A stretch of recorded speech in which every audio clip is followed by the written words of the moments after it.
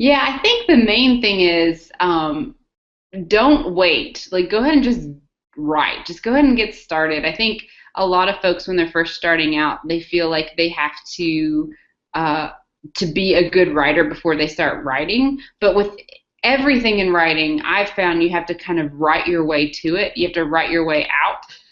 So whether it's insecurity or comparison or jealousy, whatever the big issue is, this feeling of like imposter syndrome, whatever it is, the only solution I ever know is again to put your butt in the chair and just write your way out of it. So I think a lot of new writers feel like they have to be a good writer before they write. They have to learn how to do it. They have to read everything that's ever been written on their topic before they actually just get started. And that's a huge roadblock on the way to actually learning the craft.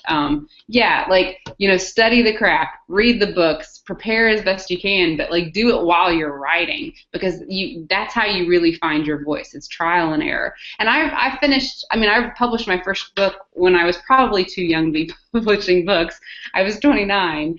And, I look back on some of the passages from that book and think, oh, if I could write it now, I would write it differently. But there's a real delight and pleasure and reward in having readers who are willing to grow along with you. And I've been fortunate to have readers who are willing to grow along with me as I grow as a writer. So I like to think that every book I hope is better than the last, and the next one's going to be better than the last one. And there's no shame in that. There's no shame in looking back on past work and thinking you could have done it differently. Well, no kidding. Like everybody does that.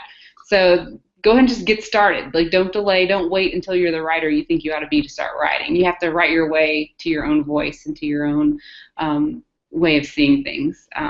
Yeah, so it's the old just butt in the chair, fingers on the keyboard. I wish it were more glamorous than that, but it's practice.